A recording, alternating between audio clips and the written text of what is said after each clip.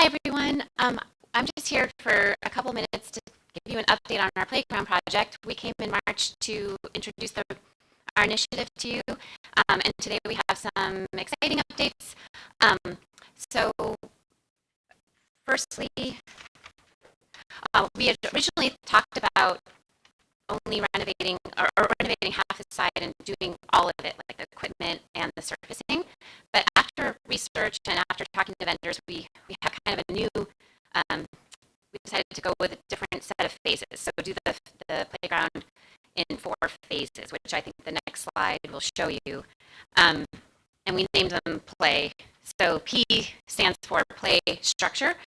So right now the current big, that's like the big centerpiece of a playground with like the steps and the slides and kids can go high.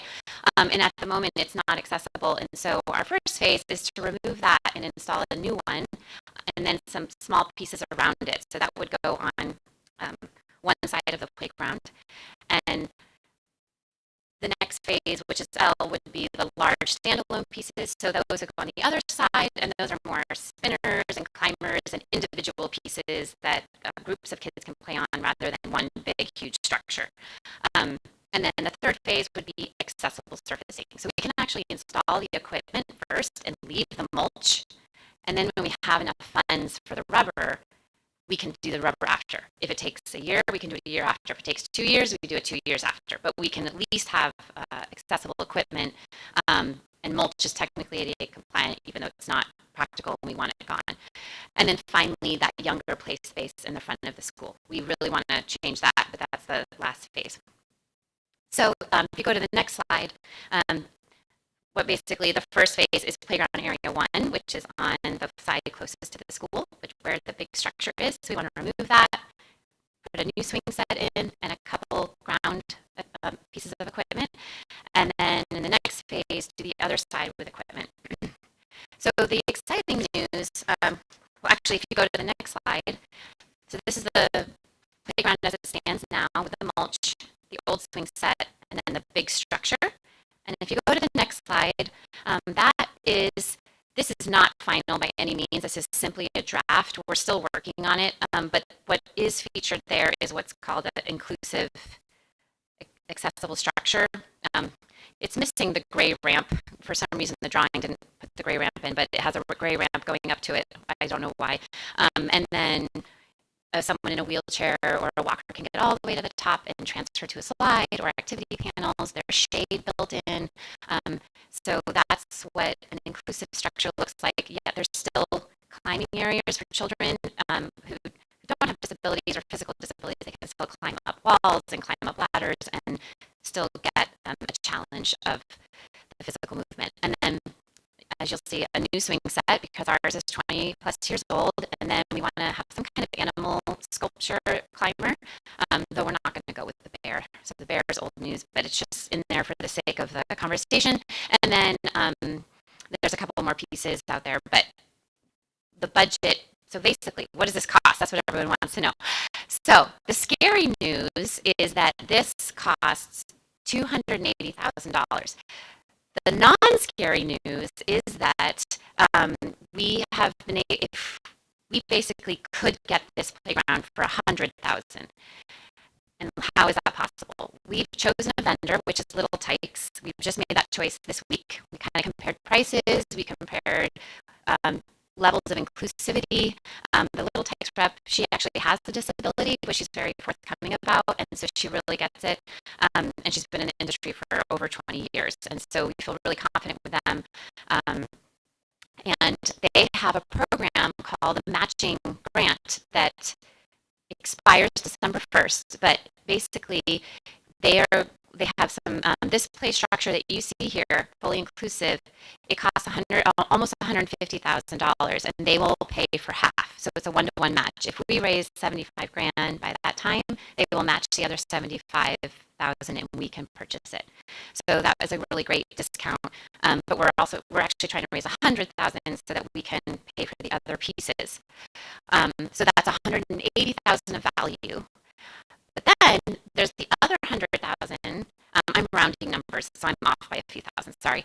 The other 100,000 we would save is if we do a community build. And so that is something we are looking into.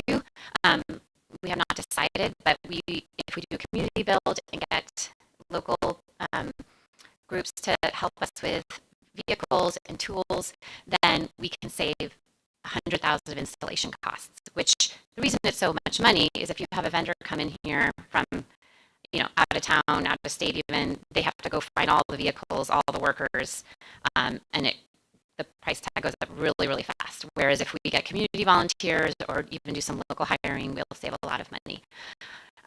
So basically, in short, this is a $280,000 playground we could get for 100,000. So our goal is 100,000 by Thanksgiving. And if you go to the next slide, it shows the budget. This kind of breaks it down, what I just explained. And the top part's sort of the prices, and then the bottom is the discount. And then the very bottom in yellow is the actual price that we need to pay. And there will be some give and take with these numbers because we're still working on the design, but we're trying to stay in that $100,000 range with the discounts and the in-kind community built. So next slide is our goal, which is 100,000 by Thanksgiving. And we are currently at $60,000 of our goal, which is really exciting. We got 25,000 from the Athens Rotary Foundation, and we got another 20,000 from a donor this week who would like to stay anonymous. So that brought us up to 45,000. And then we've had 88 donations that have totaled 15,000 from community members in our district and friends and family of members in our district. We've had $5 donations and we've had $3,500 donations. So it runs the gamut. I think the good news is the community has been really receptive, and we've had several people say, I want to run a fundraiser. We've applied to several grants. But it's still going to be a tough, within a month and a half to get another 40,000 is not going to be easy. So hopefully we can get there. And with all of your support and talking about the project, we could really get a good value for that 100,000. So I'm really hoping we can do it because then we have enough time to order half the equipment and our children will have something to do starting this summer, our children with disabilities. Because if we don't raise that and we have to wait till we have all the money, we can only build in the summer, and lead time is like 4 to 5 months for some of this equipment. So what happens in these next 2 months is really critical. So anything you can do to support that or spread the word would be wonderful. Same with you, community. And then, of course, with the community build. So our plan as a committee is we would like to come back here next month to the November board meeting and actually ask for your permission to build in the summer. By then we'll know how close we are, but basically get your official okay to take over the playground for a couple of weeks and make some changes.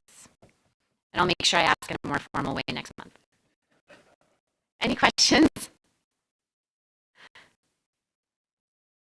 I have a question, but just want to say congratulations on the 60,000 already. Well done. Thanks. Well done. It'll happen. We just have to keep being consistent.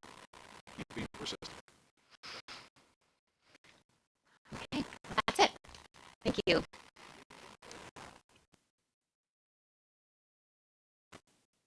Thank you. Next, we have our curriculum court report. I believe Mark already gave you guys copies, didn't he? He didn't expect me to be prepared. Maybe I'll talk about you up back.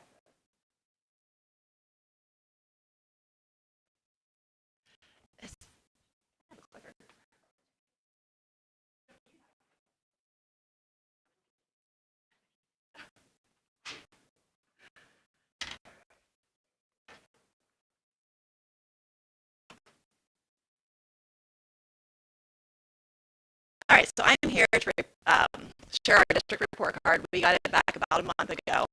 I've been sharing via email to all staff some updates. I'm guessing the board's been receiving some of those as well. But I thought we were excited. We had a good report card this year. We have a lot to celebrate. We also have a lot of things we want to keep working on. So on the school report card, we got an overall rating of 4.5 stars. It's 4.5 out of 5 stars. There are 5 rated components that go into that score. There's also several other components that are non-rated that are part of the report card, and I'm going to share some of those as well. So when you, I can't move, can I? Okay. Can I carry it? Okay. You put a lot of requirements on me. So when you look at the report card, the overall rating is this 4.5. And so that's what all the components that go together to make that rating. What you're seeing are the other components that go together to make that rating, and then the college, career, workforce, military readiness, that's a non-rated measure that eventually is going to be part of that score either next year or the following year. The achievement component, we received 3 stars out of 5. The progress component, we had 5 out of 5. Early literacy, we had 3 out of 5. Graduation, we had 4. And gap closing, we had 4. When you look at those 3, so 3 stars is technically meeting state expectations. So 3 stars meet expectations, 4 and 5 is above state expectations. We had improvement on the early literacy. Last year we only had 2 stars. Graduation rate, we also improved by 1 star. And gap closing, we went down by 1 from the year before. You really can't see those tables at all in here, can you?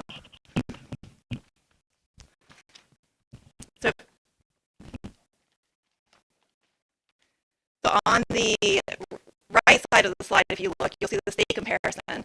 I think that's interesting to look at because when you see the distribution of districts, we are in the top 30% of districts. So we had 3 or 4.5 stars. 75 districts had 5 stars. And if you look at the bottom table, that's comparing us to 20 districts similar to us. So the state takes a look at every district and says, okay, here is your income status, your size, and the type of district you are, and they put you in a pool with 20 districts who are similar in nature to you. And compared to those 20 districts, that's how we ranked. So in our similar district pool, nobody received 5 stars, and only 3 other districts received 4.5.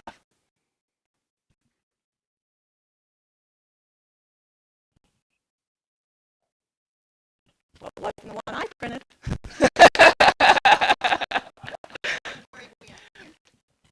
Right here.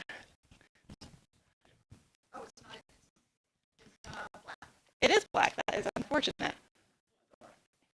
Here's one. I think I have probably a couple extras.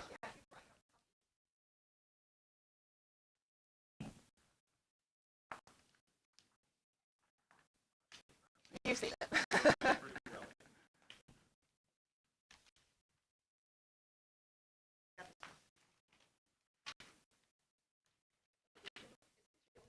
It is. I was willing to give it up though if I needed to. All right, so on the printed copy, you can see the tables off to the right. That's what I was talking about. You can see the comparison. So the top table is looking at all the districts in the state of Ohio. The bottom table is just looking at the 20 similar districts to us. And so I think it's important to not just look at state average, but to also look at that similar districts because I think that gives you a more realistic idea of where we stand. Those districts that have similar barriers and strengths as us. Did I leave the clicker?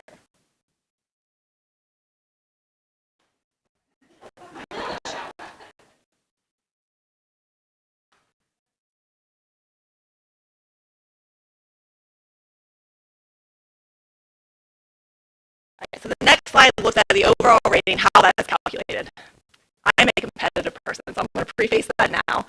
When I seen that we had 4.5 stars, my first question was, well, how do we get 5? And how close were we to 5? So this breaks it down to exactly what our score was. We had 3.679 set points, and we were just barely into that 4.5 star range. However, that's still a great accomplishment for us. This is the highest rating we've had in several years. We're very proud of this, but looking at some of the different components here in a minute, you're going to see I think we have some room to grow, and we do have the ability to get to 5 stars eventually.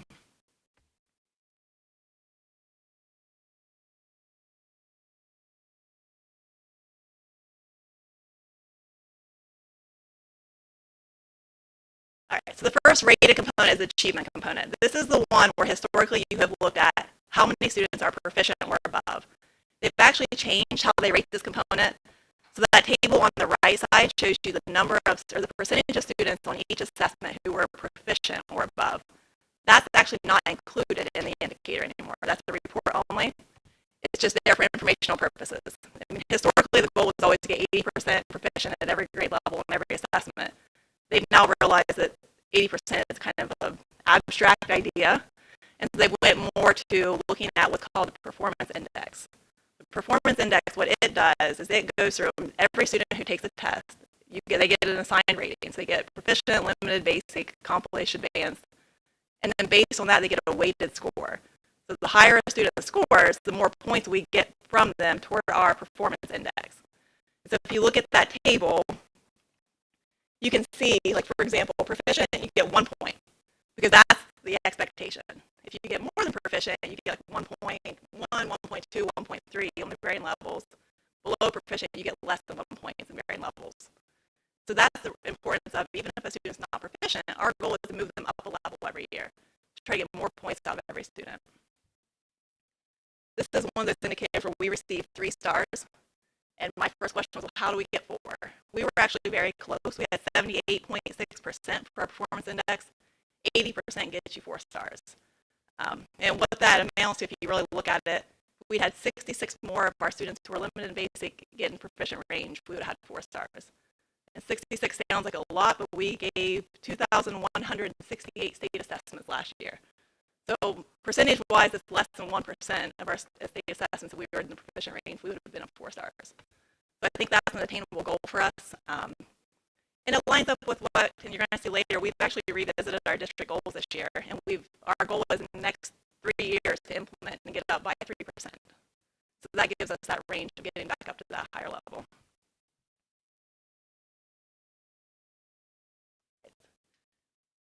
This is looking at the number of students who are proficient compared to state average in similar districts.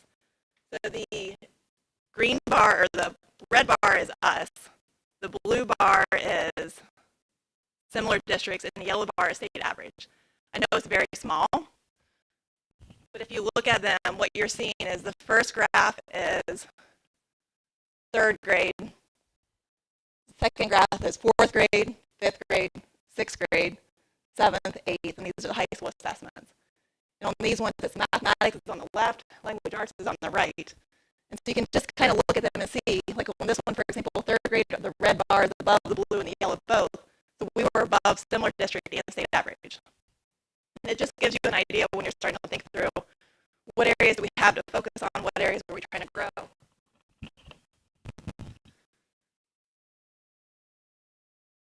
When you compare how we've been, so we are currently right now outperforming the state average on 13 out of the 20 assessments we give.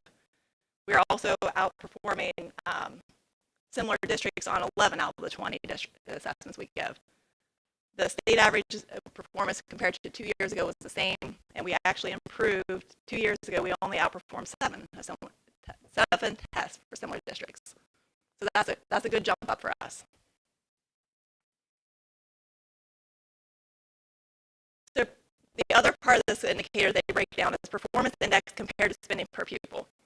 And I think when you look at this, so the first graph is spending per pupil compared to similar districts. The second one is spending per pupil compared to all districts. I should just stay over here.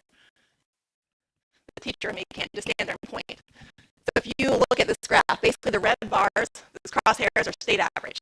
So if the spending per pupil is on the bottom axis, we are below the state average on spending per pupil compared to similar districts and the state average. So we're lower on how much we're spending per kid.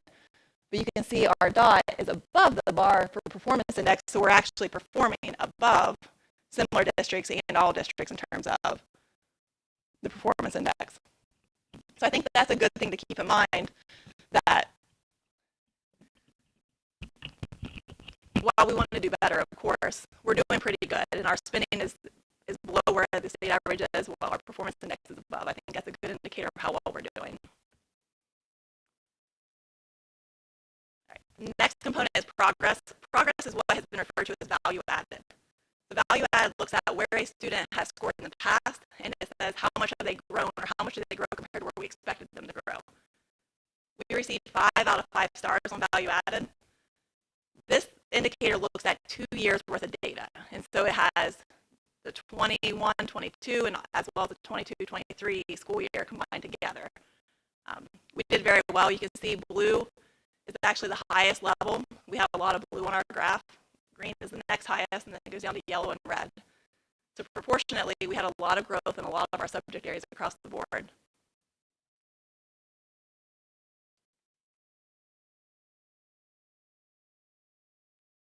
This breaks it down a little bit further, and you're going to see in the next component where it looks at our value added for this previous school year was less than the year before.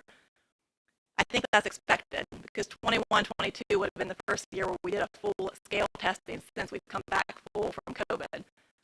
In 21-22, we've seen a lot of gain because, to be honest, the year before our scores were a lot lower. Our students were not back in the swing of education at that point in time, and we were not quite back into our normal setting. And then last year, we still showed growth, but not quite the same level as what we had the year before. And so you can see if you look at 2 years ago, our ratings were consistently higher across the board, whereas last year they were a little bit lower.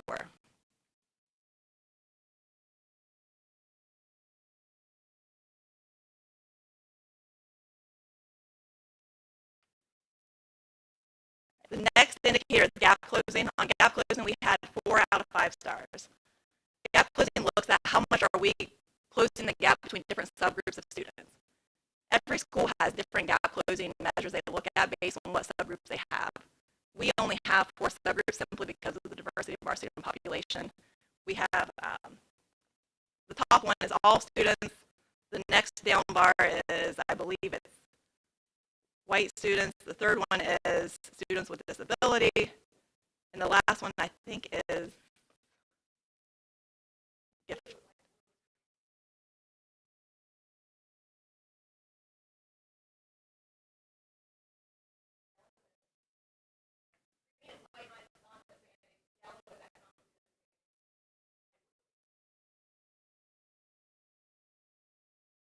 Those are the only subgroups that we have as a district currently, simply because you have to have a minimum number of students to actually have that subgroup included. That's not to say we do not have students from other subgroups, because we absolutely do. It's just we don't have the minimum number of whatever it is they're looking at to calculate it. If you look at this indicator, what you're seeing on the top left is that's our English language arts achievement. The red dots are the goal that the state set for us. The bars are where we actually achieved. So for the achievement, you can see we were beyond where the goal set for achievement. Same thing went for the performance index for the math. So both of those, we were pretty consistently beyond the goals that were set for us. The bottom two are looking at growth. The English language arts and math, we were pretty consistently not at the growth expectation at that point. If you see on the only one where we did meet it would have been all student, or no, light blue, students with disabilities for math is the one that we met on the bottom right. And then the other one included in gap closing is graduation rate. Our graduation rate substantially went up last year from 2 years ago. And you can see that we were significantly above the goals for all of those subgroups as well.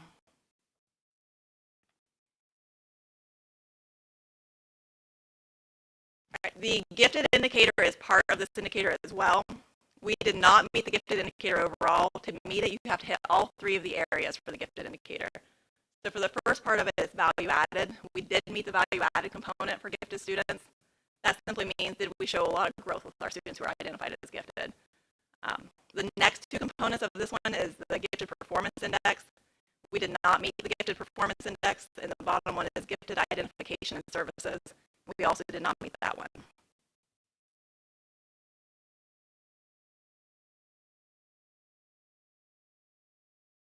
Right. Chronic absenteeism rate. This is something that I think we should really celebrate. We improved our absenteeism rate by 10%. That's a substantial improvement, especially considering all the barriers we've been facing in the last few years. If you look through, you can see when they're saying absenteeism rate, that 19%, that's not the attendance rate. That's what percentage of students are identified as being chronically absent. Mr. Hampton, can you remember what the threshold for chronically absent is?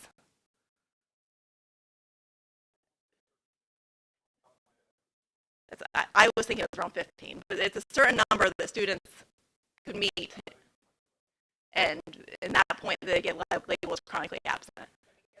When you get a letter, basically, yes, that's exactly it.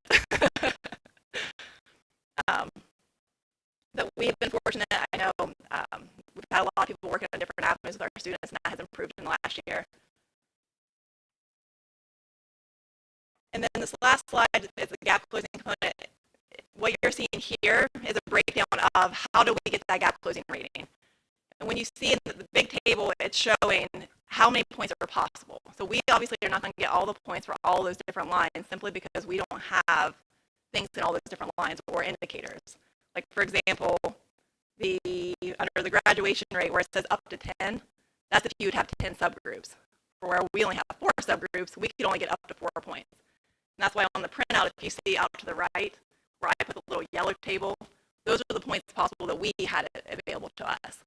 So we can only actually get, out of the total that were available of 75, we can only get up to 40. It was our max, and we earned 21 out of 40.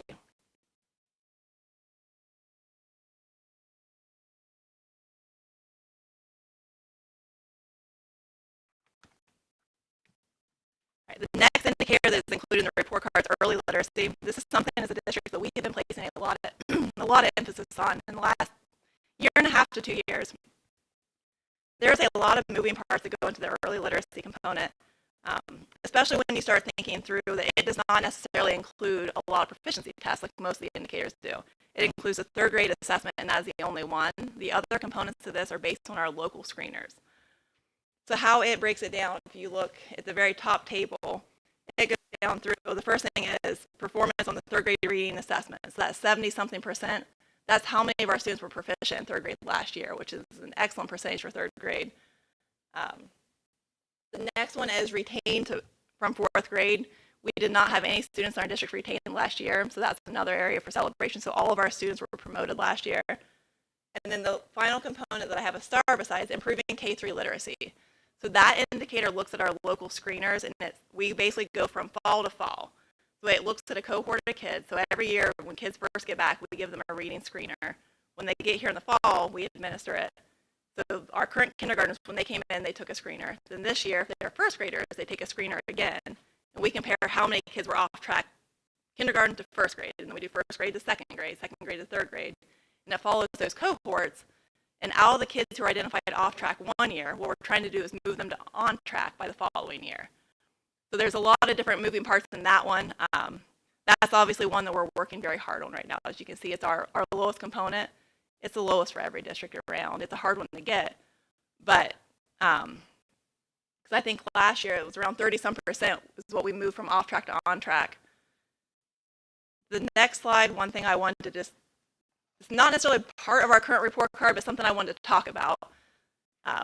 We are working on K-3 literacy. We are doing a lot of big changes. Most of our changes are being aligned with state requirements, but a lot of the other things we're doing are also best practices that we think is important for our kids, and we're going above and beyond. One of those changes we have done is we changed our reading screener this year. We have historically used a screener called Renaissance Star. We switched from it to Acadience this year. Acadience is a much more rigorous reading screener. We knew when we switched that we were going to have a lot more kids screened off track, but we did that intentionally simply because we knew that we were going to get better data to better service our kids. However, the reason I'm sharing this now, it's going to impact our report card next year. We knew that, but we also knew that for our kids, they deserve that chance. In this table, actually you can't see it on this one, you can see like, here's my rough prediction of what it's going to look like on a report card next year. So we moved roughly 30% of our students 2 years ago from off track to on track. We about maintained, considering what our screener switch was. I would argue if we had maintained using Renaissance Star, these numbers would have been drastically better because it was the same screener to the same screener. But we went from a screener that was not quite as rigorous to one that was much more rigorous, and it screened a lot more of our kids off track. The good thing is, when a kid gets screened off track in our district, they automatically get put into reading intervention. So all of those students are getting put into a very targeted intervention for 30 minutes a day with our reading intervention team. And so it is a good thing. And that's why I said we made a change here that we knew was going to have a little bit of a negative impact in the short term, but in the long term, it's going to have a very positive impact.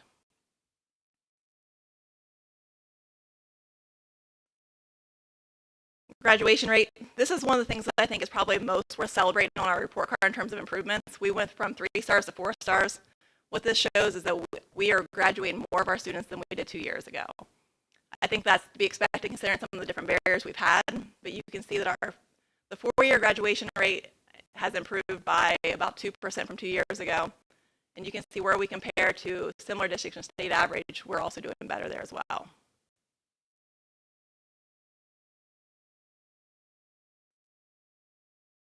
The next slide looks at college, career, workforce, and military readiness. This is not currently part of the report card in terms of measured components.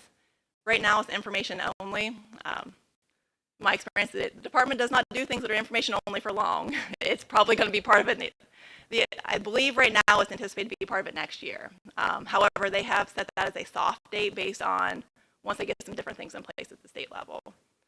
This goes through and looks at all the different things that a student could do to demonstrate that they are ready for basically life beyond high school, whether it's ACT readiness, AP, ACT scores, industry credentials, career tech credentials. It looks at a wide gamut of things. It's not just college ready anymore. Military enlistment's another one. You can see the list of things. And this is something that we have been focused on. We do have one industry credential we offer in-house. We are working with Tri-County to expand our career tech pathways that we can offer here in-house. We do send a lot of students to Tri-County, but I think there's also a lot who would benefit from some career tech options if we could provide them in our building, because some students simply do not want to leave our building. They want to stay here, and that would give them that option to do so. We're also working on CCP and AP offerings, trying to expand those as much as we can as well. All right, so with all of that, so here, this last slide is just an overview of what we discussed at our first DLT meeting this year. So our DLT has the building leadership, so the principals, the counselors, there's a teacher-based team leader from different departments, obviously Mr. Hampton, myself, Ms. Collins, the entire administrative team and a group of teachers basically come together to look at data at least quarterly, but sometimes more than quarterly, to say, okay, how are we doing toward our district goals, and revise those things. In doing so, we looked at our previous test scores, this year's assessment scores that were available at that time, and we did revise our district goals. You can see that for language arts, we historically have just said that we wanted to increase proficiency. However, we changed it to increasing the percent of students who are on track at grade level, which seems like a small change, but that implies that we are including K1 and 2 as well, because historically they were not included in that goal. This allows us to include basically every student K through 12 in our district goal. And then at the end of 3 years, our goal will be increased by 9% total, so that's an average of 3% per year increase. We did the exact same thing for reading and math. You can see the different strategies that we listed there. And then our final district goal is a climate goal. With the climate goal, we are going to revisit that at the next meeting. We have been doing climate surveys for staff. And at our first meeting, those survey results were not available yet. So we wanted to wait till we had those available to start discussing that item. And here's just a long list of some of the things that we are currently working on to support the district report card and things that you're going to see coming and probably hear about. And so I just wanted to share some of those and throw them out there in case anybody had any questions. One thing I do want to point out, this is my unshameless plug. Next week, we do have a literacy committee meeting. We invite anybody and everybody in the community, the public, the board to attend. It will be at 5 o'clock. 5 o'clock, it'll be here in the library. We're really excited. We have a group of people who's pretty passionate, has been working on some great things, and we really want some community involvement in this.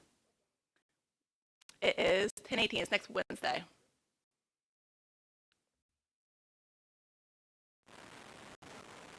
Questions? I guess my only question when looking through that data, I know there was a lot of PD at the beginning of the semester on this. Is that directly, that's new to implement? How do you see that overall affecting these scores? So for the professional development for the elementary, we are actually going through a very extensive 2-year professional development called LETRS, and it's LETRS. It is a science of reading based curricular, it's not a curriculum, science of reading based professional development that basically helps teachers with instructional strategies around early reading intervention and instructional strategies that should support reading in a more explicit, systematic way. That's going to be, I think Mr. Hampton's term is always that's the slow burn, but teachers are going to have, before it's all said and done, 2, 4, 6, 8, about 16 days worth of professional development in that professional development before the next school year is over. They do some of it on their own, some of it's in person between modules and different things. But yes, it is going to have, on the K-3 literacy, it is going to have a positive impact in my expectations. Is that you?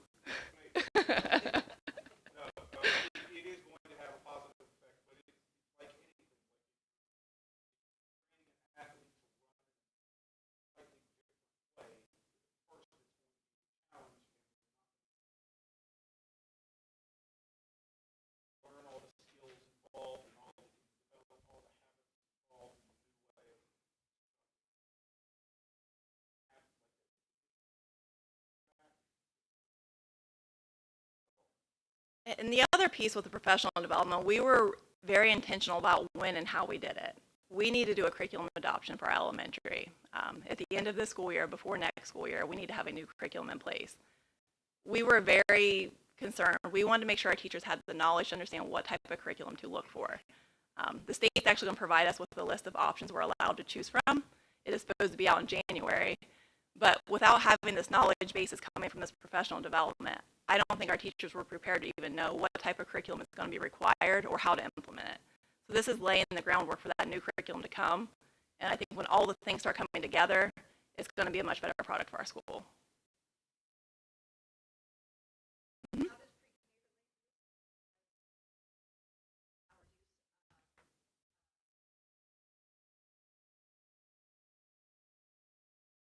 So preschool, we are incorporating them into what we're doing as well. We are using the Acadian screener for K through 5 currently.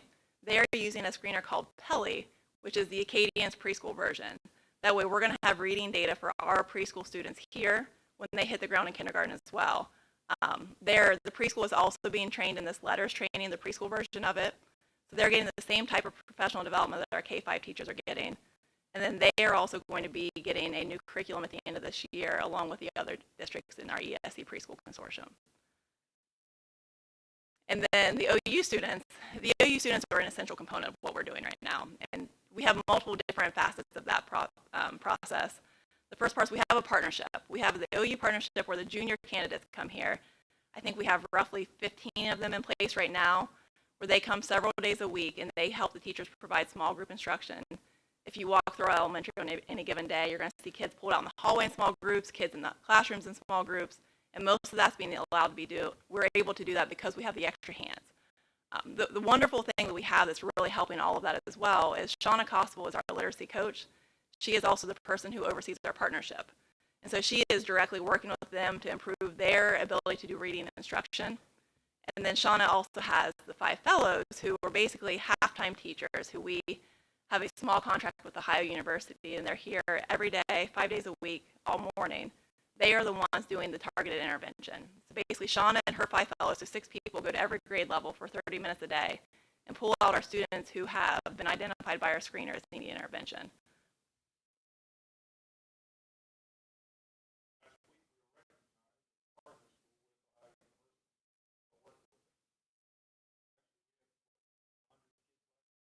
Yes.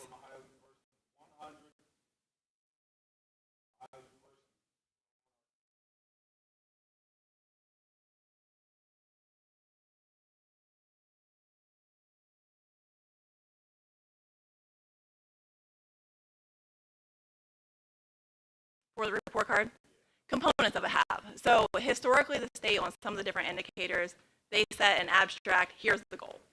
What they've done now is I'll compare it to like the college weighted class where they take the highest score in the state and they make that the top threshold. And so it has made a lot of the scores look higher than they have in some different facets, but the overall score is similar in that way. So like for the performance index before, I think it used to always be the maximum amount was 130 or something. And now if you look at it, I think it was 10, I can't remember off the top of my head, but if you'll notice, it's not a perfect, pretty number. And the reason is it's based off of the highest achieving school in Ohio.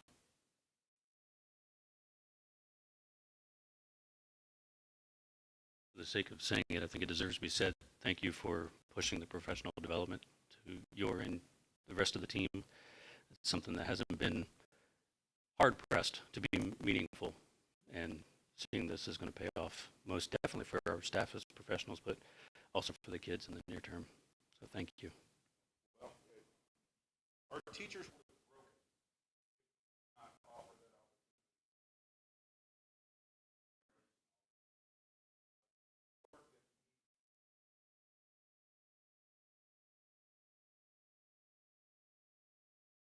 Any other questions? Well, if there are questions, you guys know how to email me. Anybody is welcome to email if you have questions. I'm more than happy to look at data or answer any questions anybody has. Thank you. Next, we have Jordan Hill with the Levy Committee.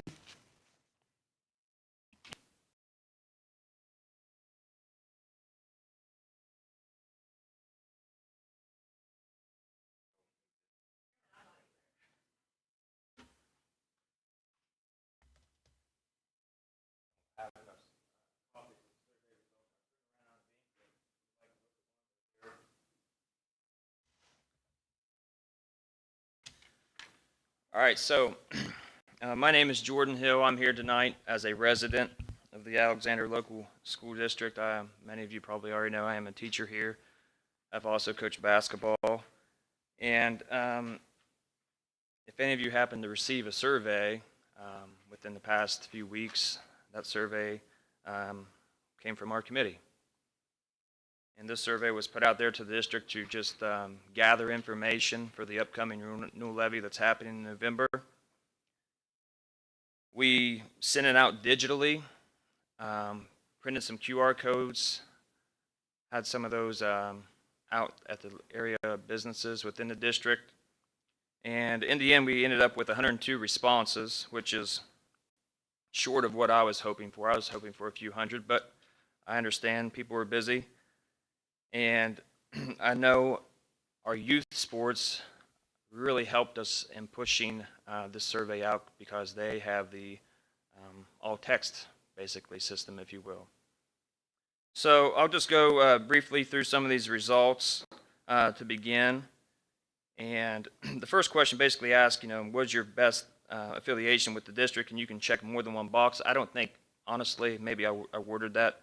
I could have worded that better because 51% said a parent or guardian, 59% said an Alexander School District resident. Well, we were looking for check all the boxes that apply. So I'm not really honestly concerned with that one personally.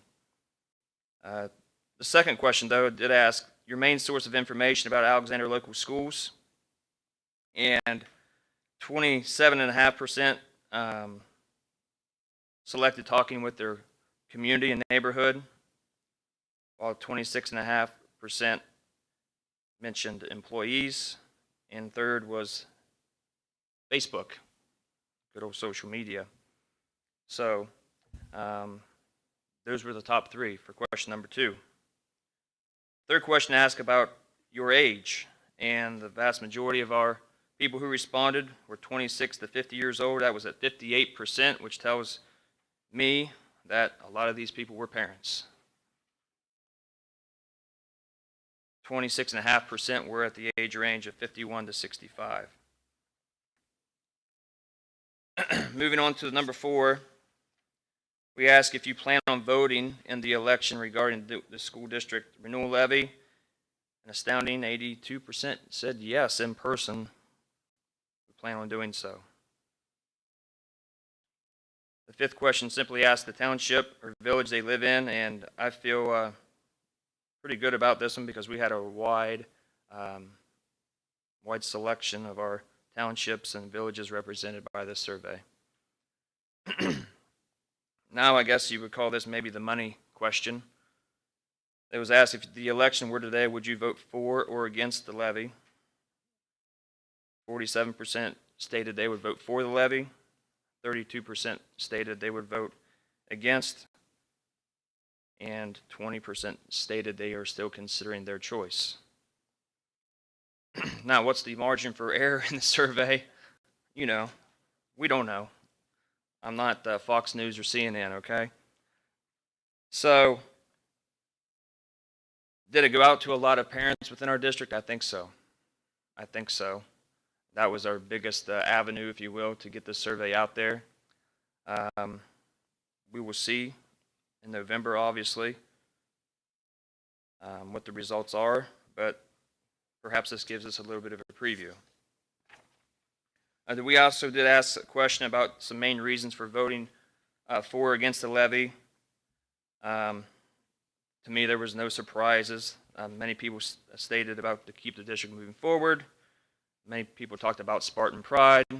Some people decided to say against the levy, stated mismanagement of funds or personnel. Nothing to me personally jumped out that said, oh, this is a surprise.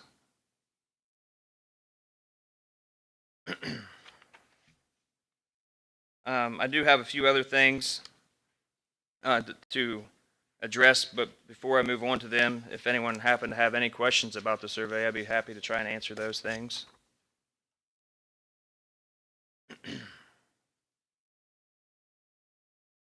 Yeah, you're welcome. Had some. Just so I understand, that's the Google Sheet survey. Yes. That went around about. That was on Google Forms. That's right. Yes. That's what I thought. Yes. Did you do it? Yes. Okay. Thank you. For those 102 people that did complete that survey, thank you. For any of you that shared the link with people, friends, neighbors, I went through my phone and just basically kept hitting send, send, send, send, share, share, share. So it worked to a certain degree, I guess. Just a few facts I would like to state about the upcoming levy and the state of our school, if you will. The bond issue is expiring on property taxes. I believe that, Ms. Napper, it's December 2024, at the value of $44 per every $100,000 you have in property value. I know this was addressed, I believe, in the last board meeting, but Alexander is spending $11,424 per student on their education. The state average is $11,896. Ms. Carr just did an excellent job in reporting. We just earned 4.5 stars out of 5. We can give ourselves a pat on the back. Some districts in our county, a couple of them are above 14,000 per student. I think maybe one of you, the board members mentioned last board meeting, we're getting a lot of bang for our buck. So I'm here today because of the survey. I'm here today to provide facts, but I'm also here today because I have some passion that I feel it's necessary for me to share. And this passion has been building for the last 5 years. So I know at the last week, Meet the Candidates, one of the questions asked to them was, who are you? Give us some background. Why did you choose Alexander? Which I thought all of you done very well in answering that question. So I came here in 2013. I was in between jobs. I was kind of at what you would call a miniature crossroads in my career. Dr. Doudna reached out to me, asked if I'd be interested in a job. I applied, interviewed, ended up getting a teaching job here. Coach Kearns was grateful enough to welcome me on his basketball staff, where I spent 7 years. My wife is from here. She's had a great experience here. And honestly, my plan coming in was to stay here for a year or two. I wanted to go out and find what I thought maybe was a better job or where the grass is perhaps greener. Well, I started my job here, and after a semester, I started to think, man, I kind of really like this place. And before I came to Alexander, I coached at different schools and had played at Alexander. My high school basketball coach coached here, Coach Jay Reese. So I had some background on the place.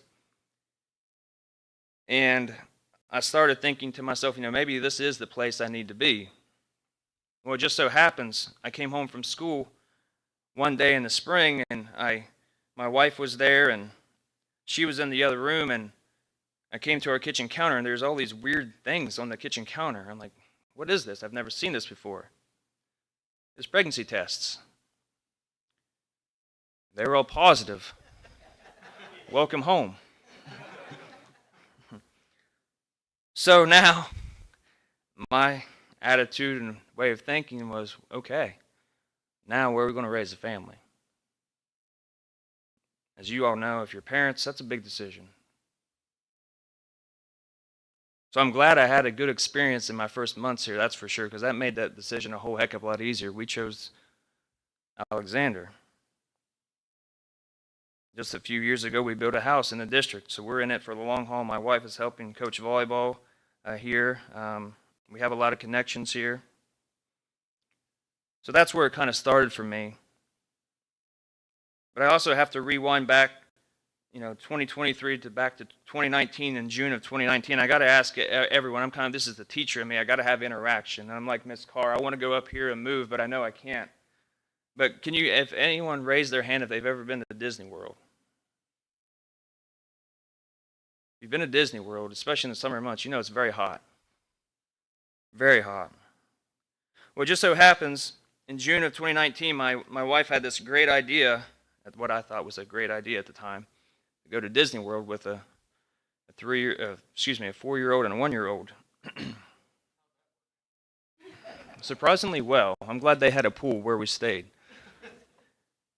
However, we were spending the day obviously sweating, and we came to a cool shady place where they had those cooling towers blowing the mist on you, and we decided to take a break. And about that time, I'll never forget, I got a text message from a man named Larry Raines, and he said the levy passed by 1 vote. And I got to say, that was a highlight of our trip. That was a highlight of our trip. Because I often sometimes ask myself, what if the vote count for the levy would have been 1183 instead of 1184? That gives me bad thoughts, so I try not to think about it much, but it's a question worth asking. Thankfully, we did have 1184 for the levy, and it passed. And then the world changed, right? The world changed a lot. COVID hit. The board was forced to make several tough decisions across all America. Schools, businesses had to figure out what to do. Mrs. Douglas had the whole child concept already in place, which I felt was so beneficial to our district when COVID hit, before and after COVID. The ARC, Jeff and Kim Kelly, Les Cornwell, Julie Collins, Heidi Easley, Tammy Vickers, Don Hawk, Nate Schaller. I'm sure I missed some people, but they really spearheaded that campaign and getting that done. Boy, we needed that space when COVID hit. We needed that space. And being involved with kind of the youth sports now, I still see people come in and look at the ARC and their eyes light up of how great that facility is for us. To those people, I say thank you. The new track and field, Brian McCullough and Charlie Carsey, Mr. Hampton. I know their summer project, you think of painting a wall or something with summer projects, it was that. Wow. Saw a drone video. I'm sure some of you saw the drone video just a week ago. Wow. That's amazing. Mr. Hampton's been here for going on 2 years. And I remember the first email he sent to us, he referred to all of us as our team. And that reminded me about what my job is and what I hope everyone realizes our jobs are that lives within this community, that we are working together to provide the best education possible for our kids. See, our community consists of students, about 1,500 by the way, pre-K through 12, employees, parents, grandparents, coaches, volunteers, community members. We are a big family. We are a big Spartan team. Across rural America, one may argue that the school system is the very heart of the community. The heart, and we all know how important the heart is. How strong a community is largely dependent upon how strong the school is. Our family, our Spartan team, certainly has had some disagreements throughout the years and also in the past 5 years. On some issues, we can agree to disagree. We cannot let these disagreements blind us from the big picture, because not one decision is bigger than the district and the future of the district. I just had some students a couple weeks ago, they had some presentations to give, and one of the concepts they had to present on was a concept called begin with the end in mind. I'm willing to bet all of you have done that before. What does this mean? This means when you take on a big project, a job, or you have a big goal, you have a vision of what it's going to look like once it's finished. You may have done this with your career, with your home, with how you want to raise your kids, how you want to lead an organization. You may even use it on a day-to-day basis. But when used properly, it can be very powerful.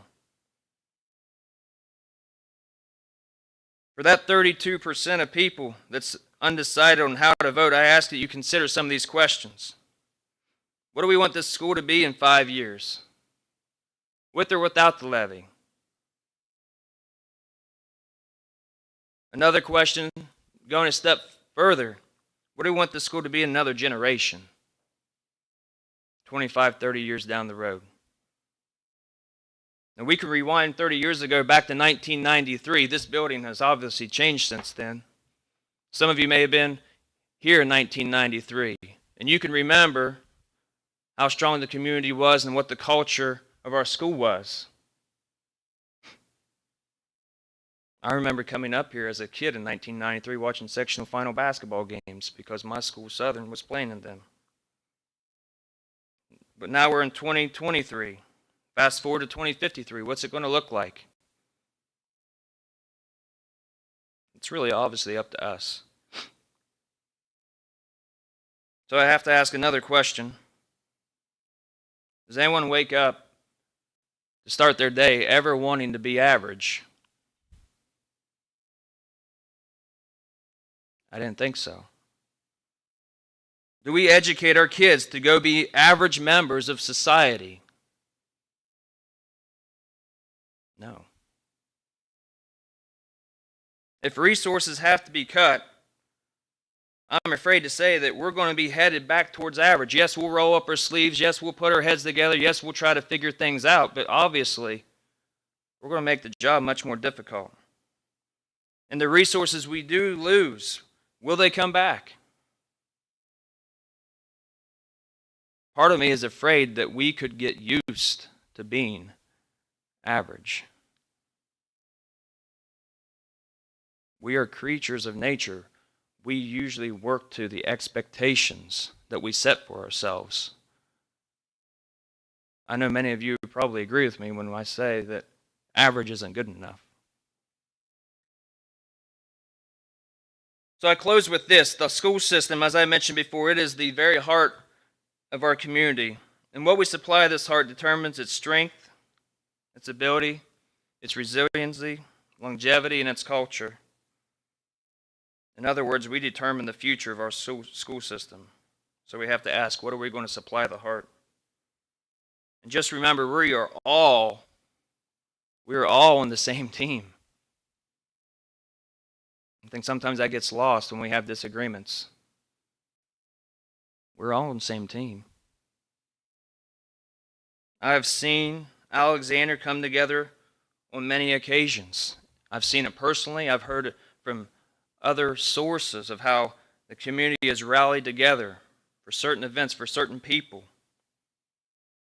When this happens, many of our people ask, what can I do good for them, or what can I do good for the school? Instead of, what can the district do for me?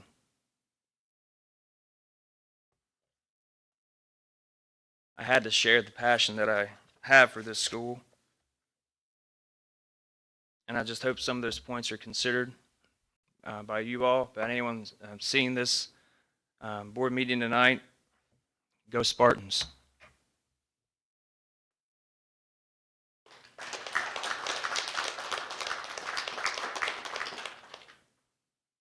Thank you, Jordan. Mr. Hill. Call him Jordan. I just want to say thank you for stepping up to the plate and doing this. I said something, I think, either at the last board meeting or 2 meetings ago, because I was getting a little concerned because I hadn't heard anything about a levy committee. So thank you for doing that poll. Thanks for getting the information out. I'm not going to go into detail. I mean, what I said last month still holds true. The levy brings in 10% of our budget, and if we don't have it, there will be some changes. I don't know what they're going to be. That'll come later, but if any of us go home tonight and lose 10% of our income, we have to make some changes. And please don't take this the wrong way either. I'm not saying this to scare everybody, but Mr. Hampton sent out an email. This is pure politics. A lot of people, I mean, years ago, Aaron Sherm, when he was the treasurer, would tell us about this 20 mil floor. And I'll ask Mr. Hampton to jump in and correct me where I falter here. I'm listening. So right now we're on the 20 mil floor. So I don't know what millage we have that we pay tax on, but the state has, if we only have 13 mills voted on, everybody in the district, in the county, or in our district is going to pay at a minimum of 20. There is chatter, and it's plausible chatter that they might remove the 20% floor. So what does that mean for Alexander? Well, if that happens, we're on the minimum right now of 20. Every one of us that owns property, you're getting taxed at 20 mils. If they do away with that, your property taxes are going to go down. But where's the property tax reduction coming from? The school. So we are in an uncertain time as a board, as a district. How do we plan? I mean, we're asking Kim to plan 5 years out. She's required to do that. She's required to update us every 6 months. I mean, I'm an accountant and I deal with figures all the time, but if you give me a business proposition and a client comes in and says, Jay, forecast what my revenue is going to be in 5 years, and you throw that at me, I don't know how to advise you. So I'll get off my soapbox and before it gets me in trouble, but I just want to let the district know that the levy itself, which is up for in a month, is the deadline to vote. It represents 10% of our operating income. And with the potential changes that the state's talking about, it could negatively impact our property tax revenue. So as Jordan, i.e. Mr. Hill, mentioned, what do we want the district to look like next year? I'll just shorten it, not 5 years. What do we want it to look like next year? What do we want it to look like? My kids have grown. If I'm blessed with grandkids, I still think about grandkids. What do I want the district to look like in 10, 15 years for them? So I'll get off my soapbox. Thanks for listening. And as Mr. Hill said, go Spartans. Yep. All that Mr. Barnes just said is relevant. There are a couple of things that are in the works that are undecided. Obviously, the levy is one. The 20 mil floor being removed or reduced is another. Both of those, if the levy were to fail, and that's one thing. 10% adjustment in your livings is immediate and it's big, and so we will have to adjust the floor. I don't know how that's going to look, but the models that we've seen are pretty hard to get over. It could really impact how school happens. We are blessed with a system that provides a great deal for our families. We buy breakfast for all of our kids. We don't have to. We do. We have the ability to do that. I would love to be able to purchase lunch for every child here too. That's a bigger expense. So that's something we would have to talk about down the road, but we first have to clear that first hurdle. We don't have any fees, and these are all facts. We don't charge our kids fees for school. We don't charge our kids participation fees for athletics. We have all of these things that we offer, and that keeps us from nickel and diming families to cover those expenses. But anyone who wants to talk about our numbers, I'd be glad to sit down and go through them in detail. We could talk about our personnel. We could talk about our class size, and we could talk about all of the programs that we offer and the programs that we want to provide that don't yet exist, because there's always the potential to grow. And if you have the resources to do so, you can make those changes and really have an impact on learning. I think families in this area want to be here. I think we have set a good pace and a good direction. I believe people are behind that. They just have to show us that when they come out in November. All of that levy talk is important. We'll have another meeting at some point. I know, Mr. Hill, you'll organize something. I'll be there, willing to take questions. We had a nice turnout, I thought, for the Meet the Candidate night. I was hoping we'd have a lot more, but we had 20 people or so that were engaged and asked questions, and I think our candidates got to speak. We also had a nice discussion afterward about our finances and the levy. I'll do that again. We'll just have to schedule that. So I'll lean to Mr. Hill and follow his direction, and we'll go from there. I just have a couple of little things to talk about. One is related to, well, the track. Okay, I feel like I talk about this track all day long. And yes, this was a passion for Brian McCollum and Charlie Carsey and for me this summer. You know how when you take on something that's big and exciting and complicated, you really invest yourself in it. It's almost like, okay, we're almost done. It is 90% complete, but there still are things that we will do along the way. There are still improvements to be made along the way. We didn't get it all in one sweep. So this will be a constant evolution, okay? There are some little changes and tweaks that we'll do, but the track is open. People can access it. The rules are posted on the track. If you want to come down and walk, come down and walk. We're inviting our community into our world as much as we can possibly do so. So come down, enjoy the facility, follow the guidelines that we expect, and as long as everyone plays by the rules, it'll be open to our community for as long as possible. So you do that, and we'll get that going. So that'll be good for that. The ARC, this is just an update on the ARC. I want to put this out. Because we're entering the basketball season, we have to shift our hours for the ARC. The ARC is heavily used for basketball. It's not so much in the mornings right now, but it's still nice in the mornings. We'll see how it goes in the winter. But not a lot of public use. We have staff members use it in the mornings, but that's pretty limited to people outside of school. There just haven't been many. The after hours, we're going to shift our hours from 8 to 10 beginning in November, and that's due to basketball coming on. Everything's going to run a little bit later. So the ARC hours will shift to 8 to 10 at night.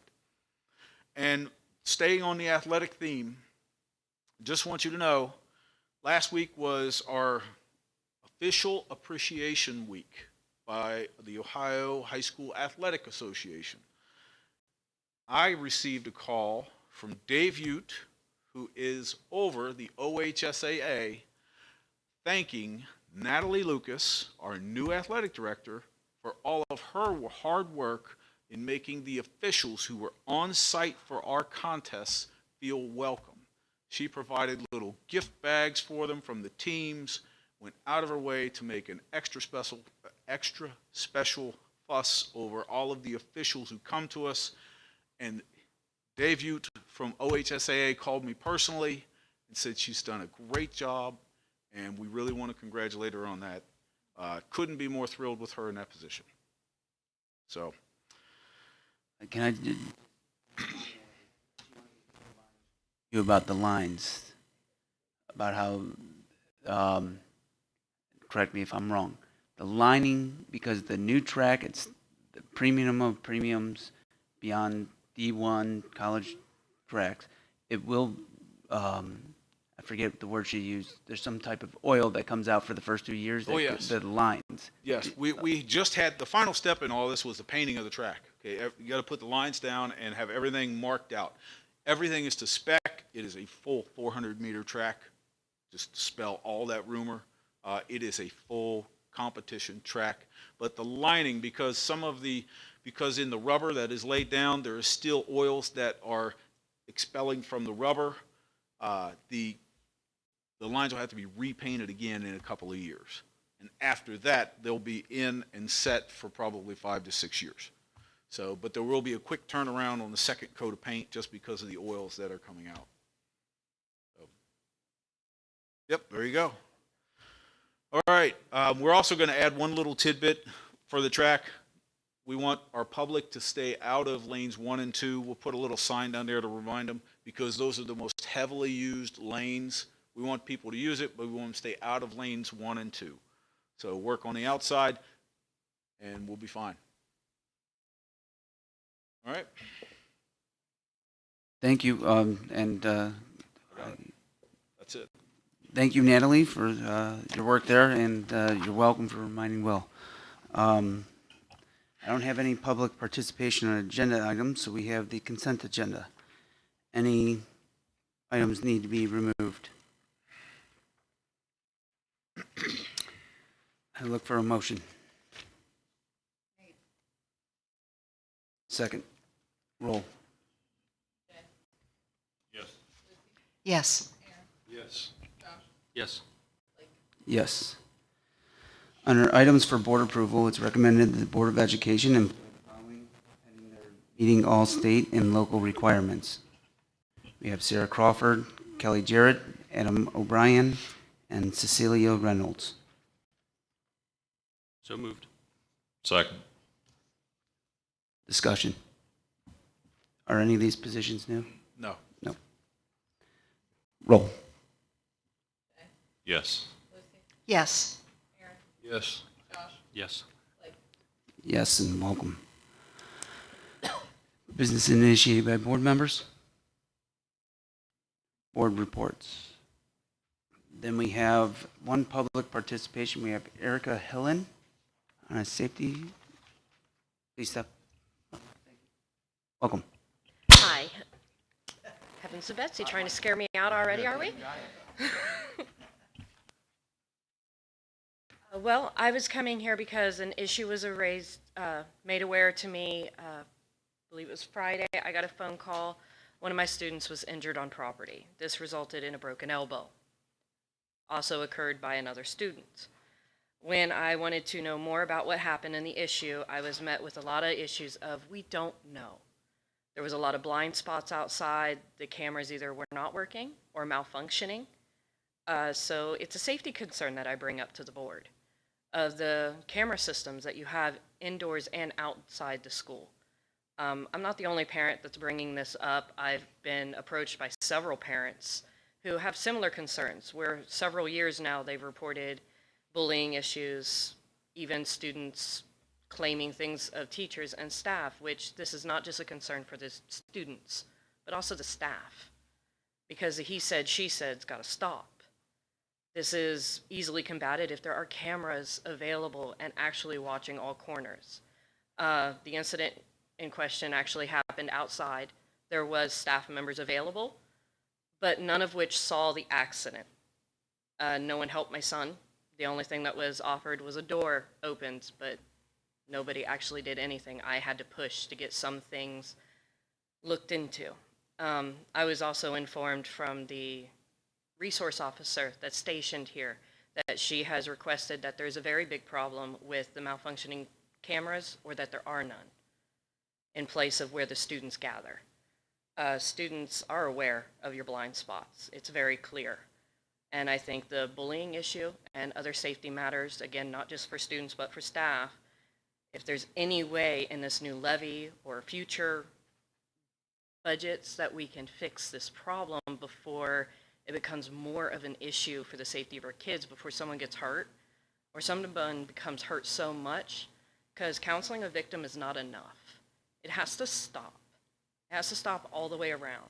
Accountability, availability, and transparency for our kids, for everyone. I have a student at home, again, with a broken elbow, a little concerned about his safety, and the fact that he's afraid to defend himself because he'll get in trouble if he does. It won't be necessary to defend yourself if you catch it before it happens. I do not expect to see this change anytime soon, because I know there's a lot going on. There's a lot of upcoming elections and levies and things that need to be sorted out, but this is something that needs to be heavily considered for not just my kids, but for future kids, for all the children that will ever walk these halls. That's what I can answer for you. That's what I choose to see in the next year for this district, a safer school, more open and transparent for everybody, indoors and outdoors.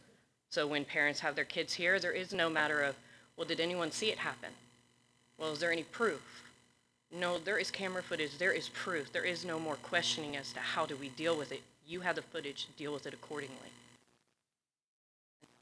I have to bring me. Thank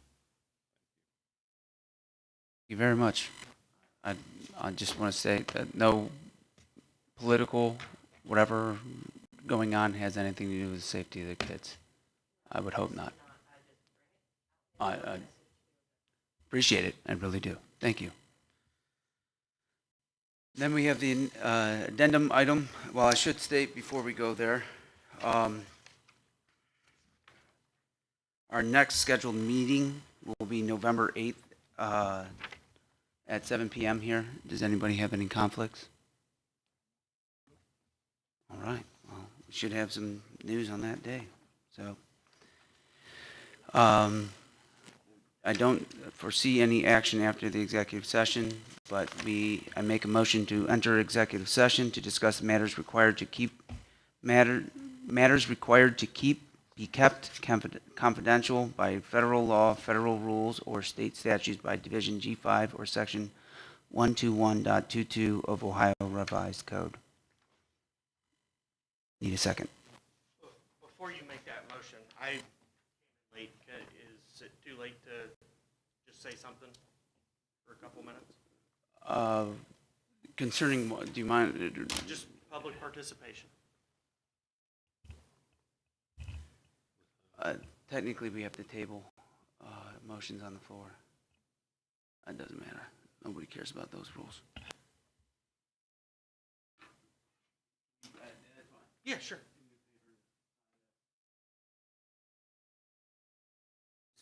Yeah.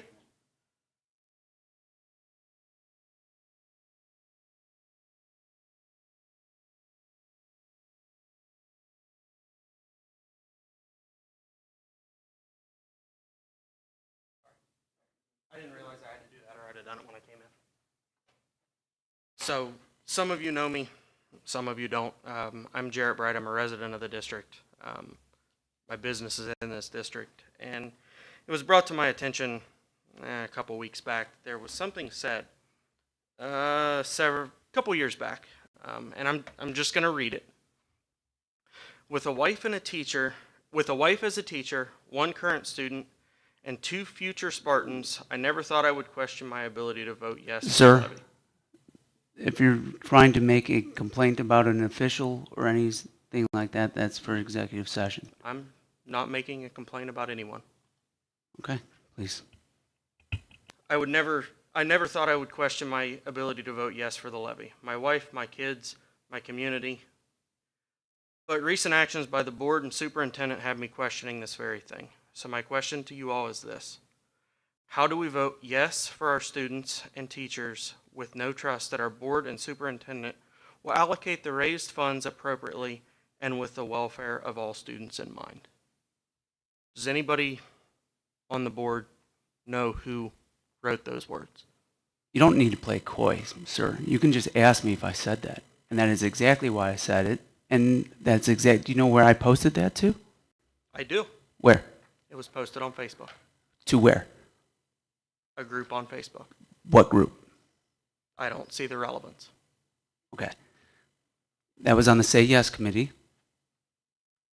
That was on the Say Yes committee that I was a part of. Helped out all over, made phone calls and everything else. And my question to that end was because that was the response I was getting when I was making phone calls. And if I'm not going to put it out there, then who else is? Instead of trying to keep it behind doors. That was what people's complaints were. So those are my words. I don't mind. I live by them. You know what? I got my answers. I stood up to the table and I said, you know what? I do support my school, and I support the school so much so that I am willing to run for the board. I'm not going to sit behind a table, sit behind a desk or behind a chair on Facebook and just say words. I'm going to stand up, and I'm going to stand up for my kids, these kids, this district, day in, day out, every day, answering the phone calls, answering any call. Because that is who I am. This, Thank you. okay, I don't know With- what the, with- wait, no, stop. This is an official meeting. I don't know what the parliamentary rules are, but you are to talk, and then we can go and do our business. If you two want to talk, it's elsewhere. Are you done speaking? I am not. I have one question. With that being said, does everyone on the board feel that they have allocated funds appropriately and with the welfare of all students in mind? You don't have to answer it. It doesn't Okay, are you, matter, but Thank you're you. done? Right, correct? correct. Okay, Thank thank you. you. I make a motion to enter executive session to discuss matters required to be kept confidential by federal law, federal rules, or state statutes by Division G5 of Section 121.22 of Revised Code. Seconded. Roll. Yes. Yes. Yes. Thank you.